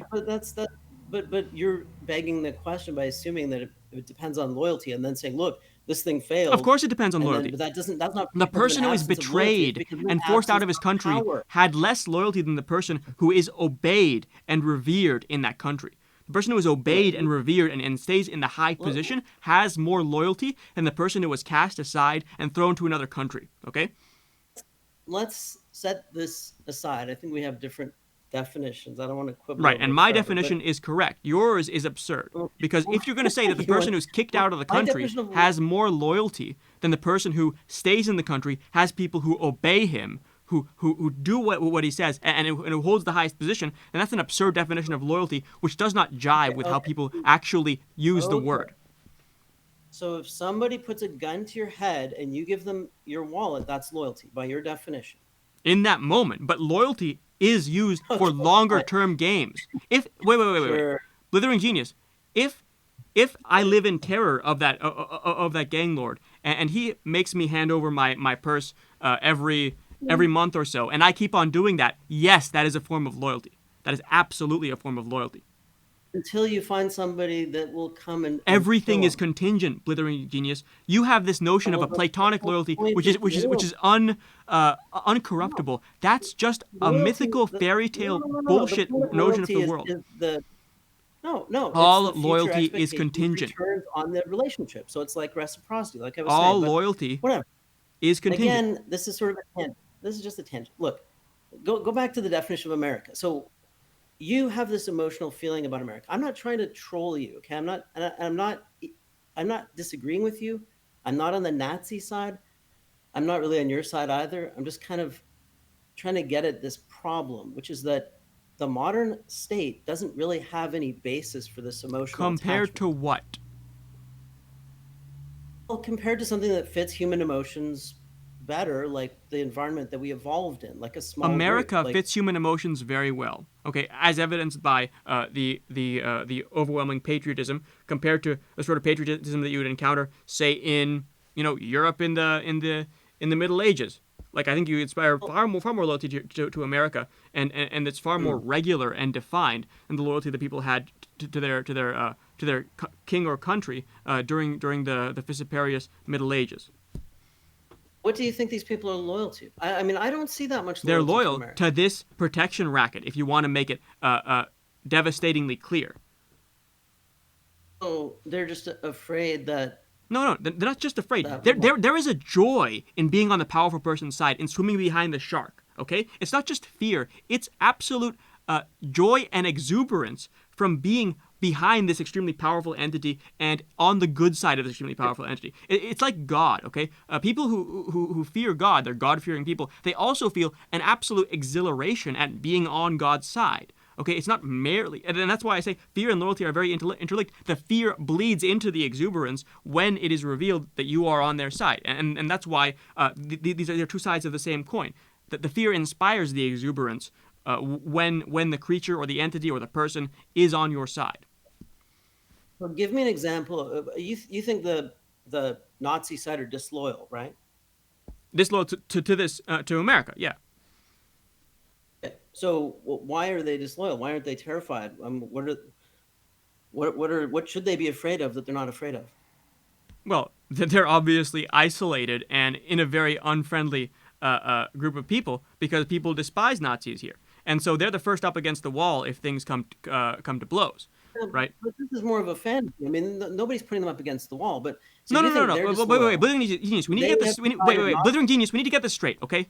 This is all contingent upon it happening, and even if it never happens, what happens if it happens matters. It's like if let's say that you're interacting with someone socially, and they're much stronger than you, and it's clear that if it came to blows, they would win. It doesn't matter if the chance that it comes to blows is almost zero. That fact that if it came to blows, they would definitely win changes the interaction. And you'll know this if you have a keen sense of social interactions, okay? Yeah, but this is... Okay. So it matters that if there's a revolution, they're the first up against the wall. That matters. It matters that they're undermined socially, economically, politically, in every way by their choice to ostracize themselves from this nation, from this community, from this country. So are Black Lives Matter, those guys, they're disloyal too? Well, it's less Antifa, blatant. It's less blatant because they have the approval of authority figures in this country, and so it's less clear about Black Lives Matter. If I was in charge, then yes. Or if my side was in charge, then they would be in a similar position. But as it stands, there's a situation where there's blanket condemnation of the Nazis from both the left and the right, and from apolitical people as well. And so Black Lives Matter is more like polarizing as opposed to universally despised. Your understanding of America is it's an arbitrary geopolitical construct that has a power structure. How is it arbitrary? This power it's founded in blood, bro. That's the least arbitrary thing, is blood and nukes and conquest and victory. In blood, there's nothing less arbitrary than victory in battle, Blithering Genius. Nothing is less arbitrary than victory in battle. You know what I mean. No, I don't. Mean. Well, I do know what you mean, and I disagree. This conversation is you repeatedly saying, well, this is trivial, or you're misunderstanding. I am objecting with the core of your statement. You can go to some other country and feel the exact same feeling, right? You could just say, well, I think I'll go to China or Canada. No, China does not inspire the exact same feeling because China is the underdog, right? That is something China has to fight all the time. That's why Chinese billionaires come to America and American billionaires don't go to China. Well, a lot of Chinese billionaires go to Canada and buy it. They go to the Anglosphere, right? Dominated by America. Because the Anglosphere has won these battles in large part. And you think, so you basically think that when they go to America, they suddenly have loyalty to America because America is the most powerful country in the world. No, they don't immediately have loyalty to America. Like your loyalty depends on the obligations. And so, in America, loyalty is concentrated among those who feel those obligations and who act in accordance with those obligations. And so I don't think that everyone is equally loyal to America. That's not what I'm saying at all, right? I don't think that that's true at all. I think that America inspires more loyalty and is more of a magnet just for everyone in the world through its power and also through its vision. It has both cultural and economic and military dominance. And these things are a magnet for the rest of the world. People like power. Power is the realest thing there is, Blithering Genius. Yeah. You keep preaching to me like this is something I don't know, but yeah. Yeah, well, you're saying things that reveal you don't understand it. Right, you say, "Oh, well, I know all this stuff," but you're not actually understanding it. You're not actually integrating that into your worldview because you're saying things that are absolutely absurd given the truth of these statements. Absolutely absurd. Like what? Well, earlier on, one example. Earlier on, you were saying something like, "Oh, well, this is fake. Nothing is really tying you here. This is just a coincidence. This is just a geopolitical coincidence." And I said, "It's the least coincidental thing that you could ever hang your hat on." Right? There's nothing less arbitrary. You use the word arbitrary. There's nothing less arbitrary than the victor. Oh, so if you lived in a sense, everything is arbitrary. In a sense, Blithering Genius, everything is arbitrary. But there are things that matter more or less. Things that are more or less frivolous. That's a ridiculous thing to say, but you're sort of ignoring what I meant by it, and you know what I meant by it. Which is that you could just have easily been somewhere else. There's nothing special about America. There's nothing special about its culture, its people. Well, there is something special about America, and that's America's dominance. So then that's But if I were born in a country, if I were associated with a country that was much less dominant, that basically had to kowtow to some other bigger country, then of course my loyalty to that country would be reduced. But I would also still have a certain loyalty to the country that I was born into, or to the country that I am dependent on, right? And why would you have that? What they can extract from me would largely depend on their willingness to extract it from me.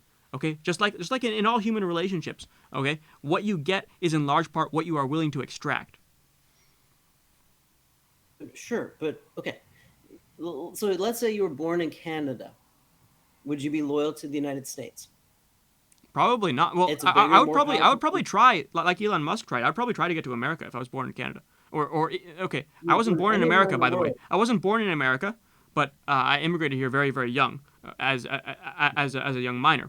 But let's say that I grew up in some other country. It is actually pretty likely that I would try to get here and naturalize. And would that be disloyal to the country of your birth? Oh yeah, for sure, it would be disloyal to the country of my Right. birth. So basically, you're saying Or the okay. So you're saying and disloyalty is country of my birth, it really doesn't matter that much. It's a country where I reach my majority is more relevant than country of my birth. I don't really see how the country of my birth yeah. is more I'm than not. trivia. I'm not focusing over semantics. Okay, I get it. I understand what you're saying. Yeah. So you would be disloyal to the country you came from, Yeah, very and it likely. wouldn't matter to you. Although It wouldn't matter should they to you. be You shared. should they be wise, they would try to extract loyalty where they could. And so you could imagine a situation where I'm born in North Korea. And North Korea does not allow people to be disloyal. And so it inspires a great deal of loyalty. Okay. Well, let's just pretend it's Canada. Yeah, Okay, 'cause I don't know where you were born. but I may let's say Huh? let's say that I found Pretend it's let's say that Israel. I found a lot of Let's opportunities in Canada, right? Let's say I did, and I stayed in Canada and I stayed loyal to Canada, right? And I didn't decide to go to another country, right? That would not contradict what I've said before, right? So this loyalty is purely opportunistic, though, because the moment you can leave Canada and you get an offer to live in the Nothing United is States and they have a better deal, you leave and you go to the United States. And if you're on a battlefield and the United States starts losing and China starts winning, you're like, oh, I should desert to China, right? So right. that's Well, your the problem notion of is that you loyalty, use the right? term opportunistic, but in some sense, when I'm analyzing these things game theoretically, everything is opportunistic. But what I would say is that you don't understand that relationships are sticky, and so you're pretending it's like, oh the moment, Kyle, that things become a little bit better I somewhere brought else, up you're gonna move, that. but things are sticky, blithering genius. And so if I am in a country, Assume then I build ties there, and the country builds ties on me. Okay, so people grow into the places that they're in, and it's intentionally made sticky. And some countries make it more sticky than others. And some people make it more sticky than others. If I manage to get in, right? If a country lets me in, right? That's a big advantage that they have. If they let me into their power structure, even if it's a little shit ass country, if they welcome me into their power structure in some very fundamental and high level way, then they have both given me a reason to be loyal and forced loyalty out of me by entangling me in this manner. And that's a way that people and organizations create loyalty. So you're trying to make out like this principle will lead to you shifting loyalties at the drop of a hat, but no, like the reality is one where people are forced to commit if they want to build something great. Well, not necessarily. I mean, it depends on the nature of the system, right? So if your country lets in everybody, then would you be loyal to that country? If anybody can come in and get the same rights, the same privileges, It depends on the and it consequences looks of like that action. It depends on the consequences of that action. I could certainly see scenarios where I would remain loyal. And in the case of America, let's say that America embraces this policy. It depends a lot on the microstructure of these incentives, right? So you can be technically open, but somehow it's hard, or it doesn't get flooded with everybody. But in general, I think that America is the best bet on a whole range of issues, and I also think that I owe America a lot, and so those two things make it so that it would be hard to make me abandon America just because they open the borders. I don't see immigration as being as fundamental an issue as you in all likelihood. I think it's the wrong policy decision, but I think that even if you had really really large particular immigration, you would still have a core America or a powerful core of this country that would remain. even if you had completely open immigration. Yeah, there would be a powerful core, but you would not be part of that powerful core. Why not? Why do you think that? Why do you think that just because you let people in, you would see, like, let's say that we have Tyler Cowen's open border proposal. I don't know if you're familiar with Tyler Cowen. Yeah, I know. It's pretty funny. Yeah. So let's say that we have that, right? Do you think that the people coming into this country are going to have an equal ability to wield power in this country the moment that their foot meets earth? Or do you even think that their second generation is going to have power as easily as the people who are entrenched here? What I think is that they will be used by people higher up to undermine the power of people in the middle. So really, the people in the middle, most of the existing citizens will have a reduction in their power, right? They have a reduction in their voting share in the country. So the country is Yeah. basically, giving away their posterity to others. So they're going to have, they own less of the country in a sense, right? They have a share of a smaller enterprise, or a smaller share in the enterprise. Of course, it might be a bigger enterprise depending on how the economy works and what you care about. But I think generally, for most people in the middle, life will get worse because they have more people to compete with. Agreed. For I agree that the life will get worse. However, my concern is power, not how good people's lives are. And I think that, as you say, it would also reduce people's power. And no, that's another reason why I oppose it. That I'm sure you would agree that how good your life are really has a lot to do with how much power you have, right? Economic power, legal power, etc. Yeah, well, the lives of people who okay. I think that actually your lifestyle argument is far weaker than I initially thought. Because thinking about it some more, it's kind of analogous to Americans who go into other countries to, they go into like these Latin American small countries, Caribbean countries, and their life there is actually, in a lot of ways, more luxurious than their lives are in America. And I think that actually would hold true. I think that from a lifestyle perspective, actually, immigration makes people into like minor lords in a sense because they can afford essentially slave wages to clean their houses and to do their landscaping and all sorts of stuff like that. I don't think that it actually leads to a reduction in their level of luxury. But I do think that a bunch of slaves are imported, and those slaves have no ability to change the structure of the society, and that somehow everybody gets a slave or something, right? But no. It assumes nothing of the sort, and so I think you don't understand this at all. Like you still have, and maybe you fixated on slave wages. Like this is a free market situation, and it plays out as I described. And in fact, it plays out in a much more extreme situation where people decide to immigrate or emigrate out to these very, very poor countries. They do not experience like a decrease in luxury as a result of that. Okay. So I don't think that I know. There's no reason to expect That's that no reason to expect that it would lead to a decrease in luxury. Plenty of reason to expect that it would lead to a decrease in power, and the latter is more meaningful to me. Well, I don't know how you're separating those two things, but they are separate. Okay. They're separate. They're absolutely separate. Think about how much power some expat has in some strongman's Latin American country. Basically none, right? Yeah, he has no voting rights. He can be in the manner of McAfee, strong-armed into handing over some money, but he has absolute luxury, right? There's absolutely no way in which power actually requires luxury, and in many cases, people with less luxury are more powerful. Yeah, I just think of power as the ability to do things. So, the ability to do work. So it includes economic power. And they're just trading off one kind for another. I mean, none of us has any real political power. We're just individuals in democracies. We have basically zero political power. But people who speak always have power. People who speak intelligently always have power, my dude. I don't think so. No, I think that's very. I don't even know how to describe it. Democracy. No. This process is extremely undemocratic.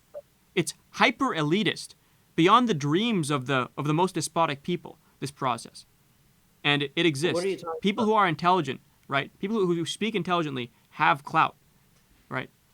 There's actually a relatively small community of very intelligent people who are interested in politics, and if you're at all involved, you're not very many degrees of separation away from someone with an incredible amount of power. So yeah, the talkers matter.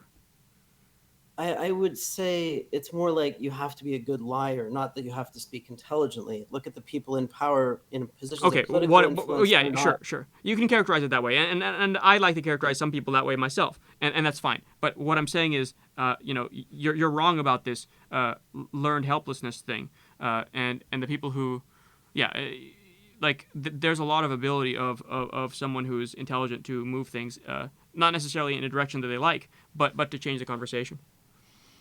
Yeah. In a country, no, I really don't think so. I mean, countries are very big. You have the community of people who are having intelligent conversations is very, very small.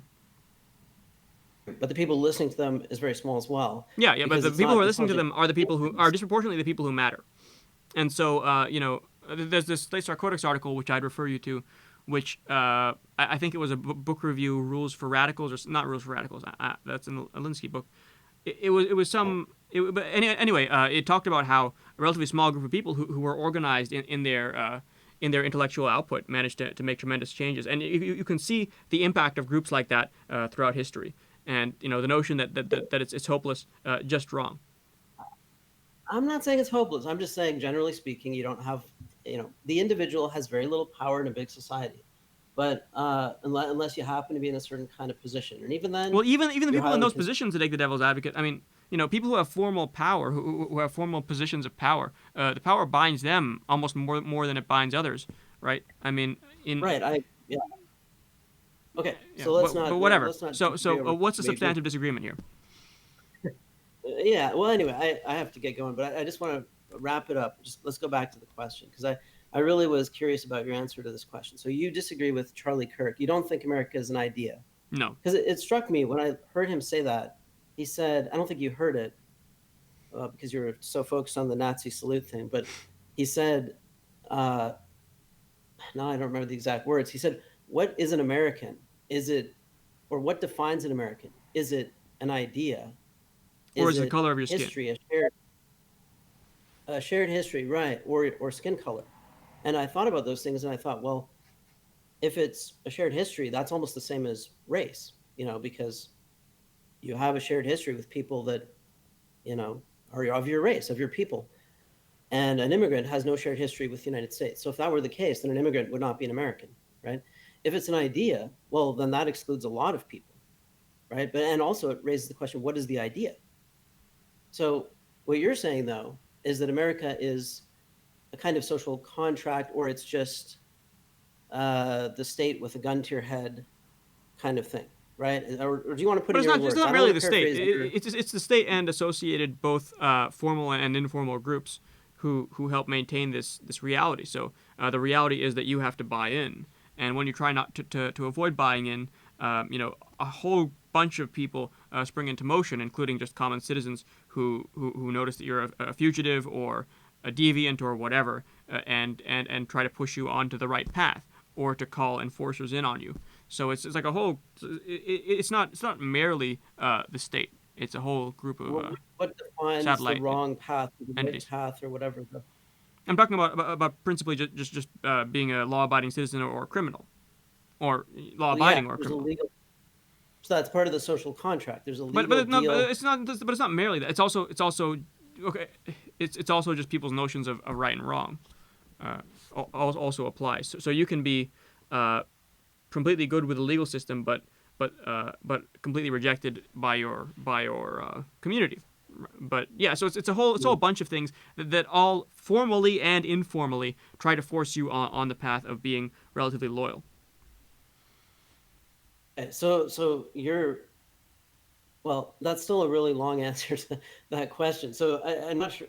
Your answer is that it's a whole bunch of It's power not merely a legal structures entity. It's not merely a legal entity or merely a social construct. To be brief, it's both of those things, right? United.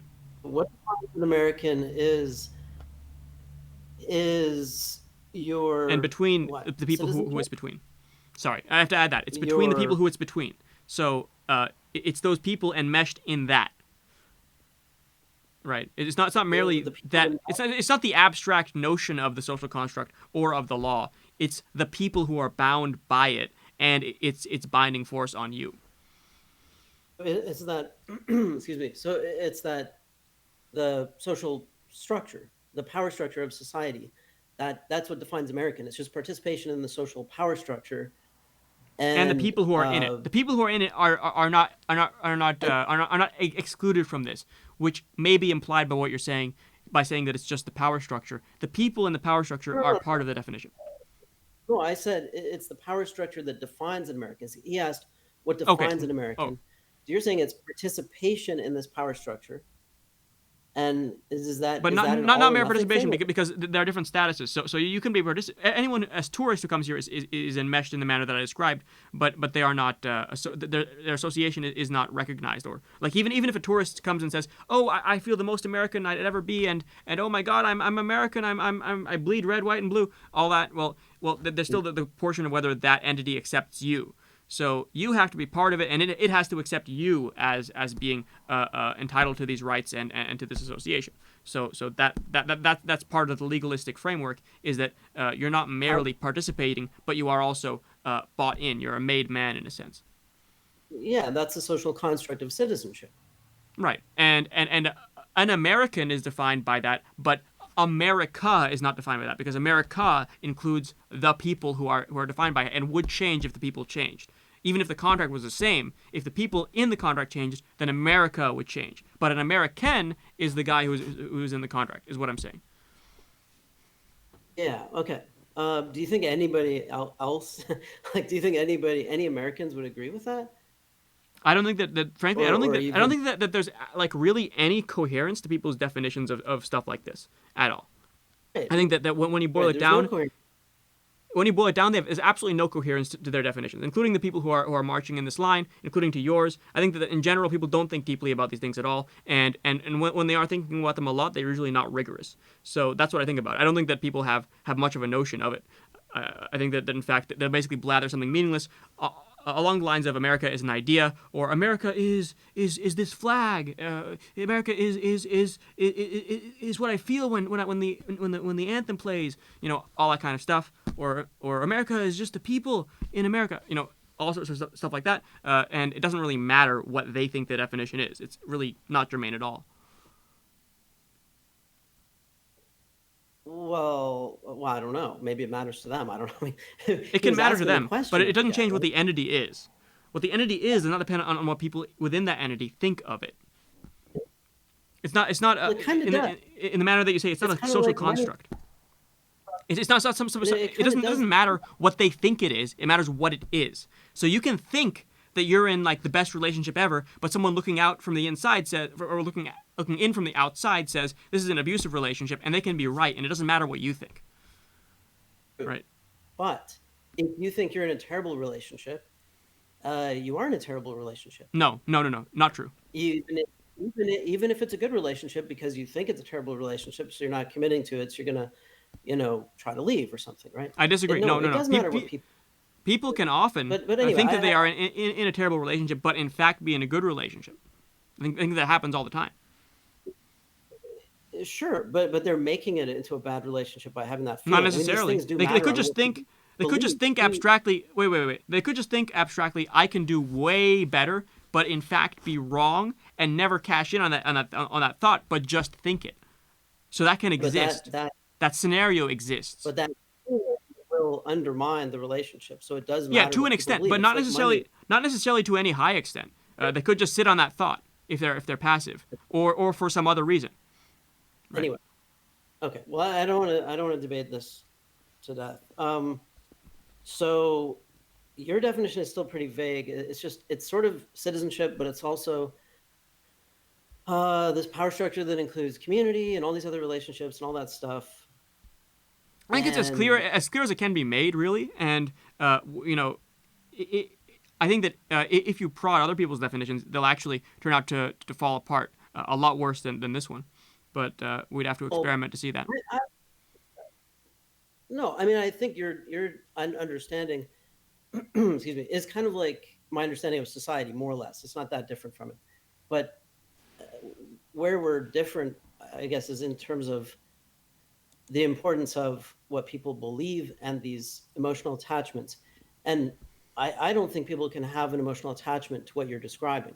I think people become emotionally attached to things in an instinctive way that just doesn't mesh with this, vast, complex power structure, or with a piece of paper. Yeah, like what they citizenship. imagine it to be, what they define it to And be, I think both of these things don't matter. What it is matters. So what you'll feel is often divorced from any game theoretic understanding of what's happening. But that doesn't mean that what's happening isn't happening. Oh, but it will determine what you do, because what you No, feel no, no, determines no, what you wrong. do. It doesn't. No, no, no. What you think does not determine does. what you think abstractly about what Your exists. emotions, Wait. your emotions. Three things. Wait. I need to clarify these three different things. There's what you think abstractly something is. Whether you think, like for example, whether you think that matter is made of atoms or made of phlogiston or whatever. There's your emotions about that thing, and there's what that thing is, and those are three completely different things. Well, not uncorrelated, not unrelated. They're not uncorrelated, You know, but in terms of like what are the two that matter the least to each other, I think that your abstract understanding of what something is and then how you feel about it are the two that matter the least, like that matter the least to each other. Or sorry, yeah, your thoughts about it and your emotions about it, your intellectual thoughts about it and your emotions about it are the least correlated. Now, okay, I want to wrap this up, but I just want to ask one more question about. I don't know if you've ever listened to Sam Harris. Yeah, he's. I listened to his podcast. You know who? Oh, you do. Okay, so he was making a podcast with that Morantz guy, and at the end of it, Yeah, he I was heard going it. on and on about how Trump was un-American. Yeah. Right. Yeah. And I thought that was kind of, and so like to Sam Harris, Trump is un-American. Yeah. And I'm sure to Trump supporters, Trump is very American. Mm-hmm. So like, what are these different conceptions? Like, I don't know. They have completely different conceptions. conceptions. Like I think that Sam Harris has like an ideal, which he doesn't even care about because he has a much stronger ideal of utilitarianism. But then beneath that, he has that ideal of like American values and stuff. And his imagination of American values is radically different from obviously Trump's imagination of American values. And Trump's imagination of American values has like zero weight to Trump, in my opinion. I don't think that Trump is interested in these sorts of thoughts. Trump is interested in much more practical things, in people, places, and things. He's not very interested in these abstractions. And Sam Harris is, but is not a nationalist. He doesn't principally regard things in terms of nations, and is a universalist and a utilitarian. And you get riled up over the white nationalists' idea of America. Oh, well, hell yeah. Well, I mean, but no, wait. Okay. Not merely their idea of America, but wait. Actually, their idea of America in and of itself does not matter to me. Does not affect me in any way. What matters to me is what it reveals. I claim that their idea of their idea of America reveals their disloyalty and their association with Nazis. Right. So that's what I'm mad about, is their disloyalty and their association with people who I hate. That's what inspires rage in me. Not the actual, not their stupid conception of America in and of themselves. As I've said, like everybody has a stupid conception of America, right? I don't care about that. What I care about is what it shows, in my opinion. That specific type of stupidity. They have a different normative conception of what America should be. So does Sam Harris, right? One of these people really riles you up. The other one, I'm guessing, doesn't. Oh, right. So one of these people. One of these sets of people, let's say, okay, is associated with Nazism, and Nazis rile me up just about as much as anything could, right? Right. So, there are personal reasons for that. It's personal for me, and it should be. Yeah, but you're using these terms. You're using these terms as if they were sort of generic judgments, like loyalty, disloyalty. But they're no more disloyal to America than somebody like Sam Harris or somebody saying resist Trump.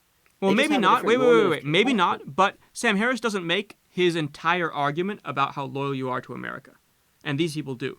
These people make their entire argument be about how loyal you are to America. So it's more germane for them, and also they're stepping on my lawn, right? So Sam Harris is not stepping on my lawn, really.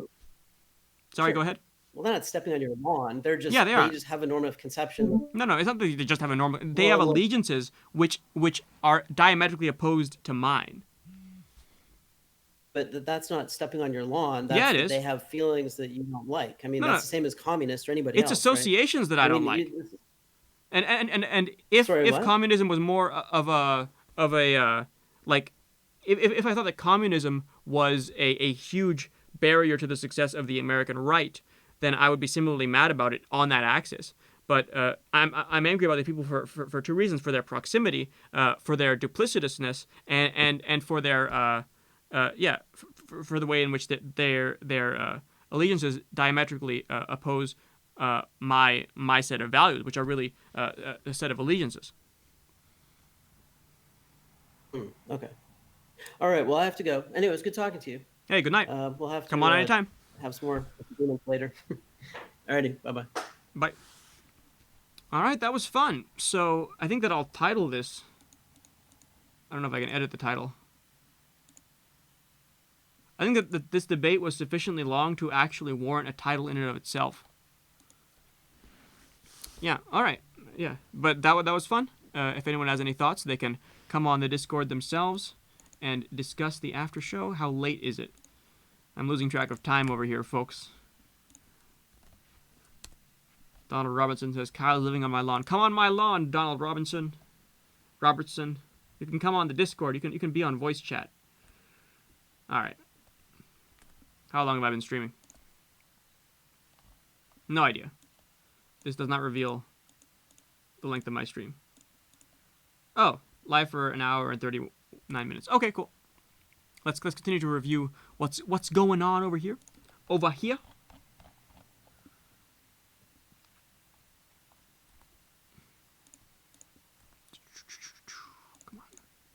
But if you go back to the original founding fathers, they No good. This is no good. This guy is a disaster. for white men of good stuff.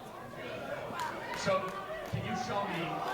This guy is a plant. This guy's totally Can you cringe. show me where in the United States Constitution it says that? It wasn't in the Constitution. It wasn't in the Constitution because they didn't believe it. It is in the Constitution. And this is actually a really good point. Like, they could have put this in the Constitution if they wanted to. That this is about being white or about being European or about not having mass immigration. They could have put that stuff in the Constitution, and the notion of naturalization of non-whites was germane to them. It's not like it was completely foreign. They could have entrenched slavery much more deeply in the Constitution, for example, than they did. Right? Like, it would have been very easy to do that if that was the animating force behind these politicians, but it was not. And Charlie Kirk is spot on here. Captain Kirk. In the preamble of the Constitution, it says, for our posterity. What do you think that means? It's in the Federalist Papers. Let's see if our straw poll got any answers. 3 votes on it's just bros being bros. We have infiltrators in our chat. Infiltrators over here. Let's see. Can I get infiltrators? Now let me make this great. No one's in the Discord. Great. Ask you another question, sir. What does the phrase, sir, what does the phrase e pluribus unum mean? What does the phrase e pluribus unum mean? Why is that relevant? Because it was on every I'm gonna subscribe to this document and presidential rude seal dude. of our founding, which Good means cap. No. That's not. I can't follow the chat discussion because I was talking for so long. What the fuck are you guys talking about? What the fuck is going on? You're not satisfying my HBD desires, bro. Okay, whatever. I don't know. Not what e pluribus unum means. It doesn't mean out of every third world country. It means out of 13 colonies. has no place in the conservative movement, my friend.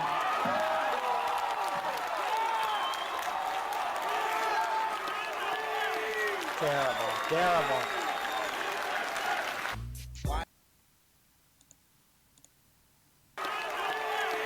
Standing ovation for Charlie Kirk. Captain Kirk kicking it. Captain Kirk giving it to him. Captain Kirk is dominating. All right. So, we can return to JF Groypening. Alex DeLarge is just about to go to bed. Alex. I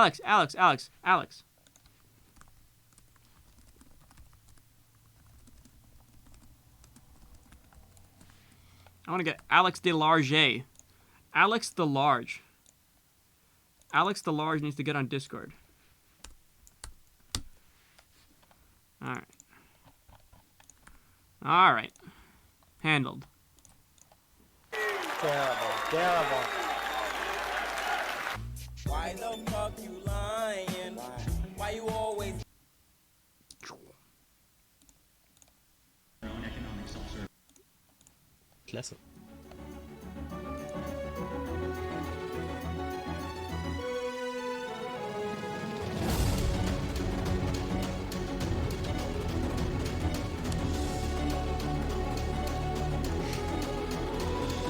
I should do this. I should make points and then have really dramatic music playing with those points typed out for like, 20 seconds every time I make a point, even on Discord, especially if I'm having a discussion on Discord.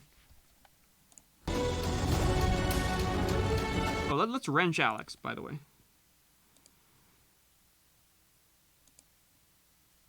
And...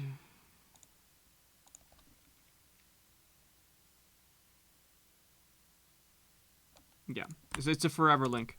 Some Discord links expire, but this one lasts forever.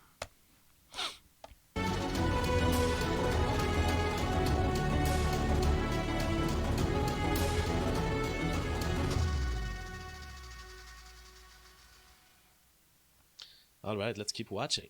Liar, look at this deceiver. Their goal is to take over the United States government under the What? ideas of white supremacy. Identity Europa doesn't even exist anymore. To answer your question, if you are See, Nick, It is fun, COE. That would be the biggest fucking alpha play on a Discord debate, would be to just play that music for like 18 seconds every time I make a point. Nick has failed at the second lesson. The fact that it doesn't exist doesn't matter. You're playing the game of optics. You are associating. I mean, at worst, what is your case, Nick? That you're associating with a next person who once was pointed out as a neo-Nazi? What's the difference between the next neo-Nazi and a neo-Nazi? Nick, no difference, because of lesson 2. here under America First policies and making America great again. What a dishonest hack. However, there have been individuals that have come to our events, such as Patrick Casey, Whoa. who runs American Identity Movement, that advocates for the neo-Nazi takeover of our government. Wow. Do you denounce identity? Wow. Allow the microphone to come back. Terrible. This guy is... I agree with the guy, but clearly, strategically, he surprised the Groypers there. It's like, do you denounce? I will tell you my response. My response is, I don't know any human being on this earth that I would denounce or disavow. I welcome human suffering and human convictions, and I respect everyone in... Yeah, basically, give a non-answer. Don't answer. And then the answer is to probe more deeply. It's like, well, do you agree with his politics? Oh, that'd be fun, COE. That'd be fun.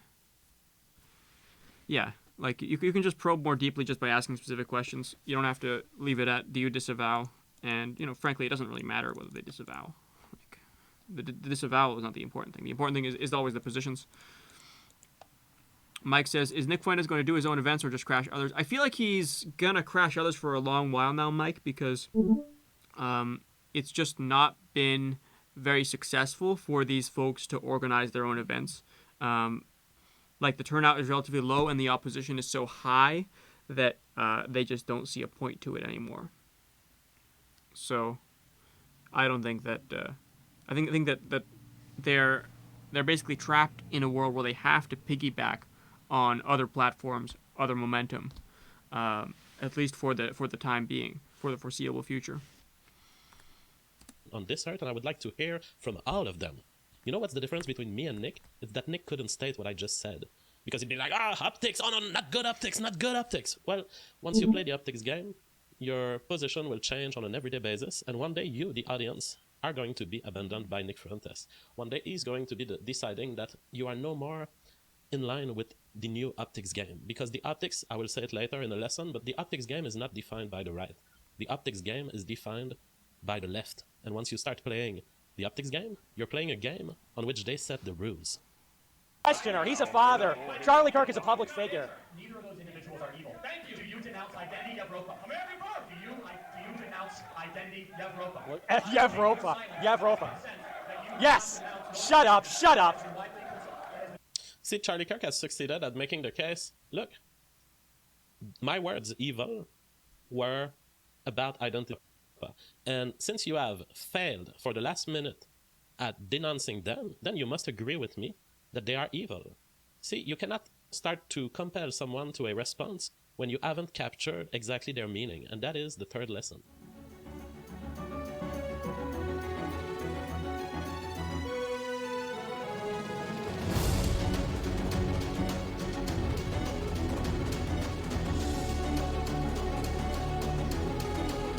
Alright. I think that we're going to hang our hat up here. I think that with this epic music, the stream ends for tonight. Good night, folks. That was a fun debate. I'm glad we had some back and forth on this stream. That's always what brings the most viewers and the most fun, is when you have back and forth in addition to all the rest of the stuff. If you folks feel abandoned by the end of the stream, I have your back. I've often been extremely mad when the chat ends because the stream ended and I was in the middle of conversations. But good news, folks, I have a fix for that. I have a Discord, Kyle Stream Discord, links over there, and you can just click on that and continue your discussions as you please. If I could, I would make the chat live forever, but it's going to end after I end the stream. So, good night, folks. Good night, everyone. Thanks for stopping by. Please subscribe to my channel, and good night.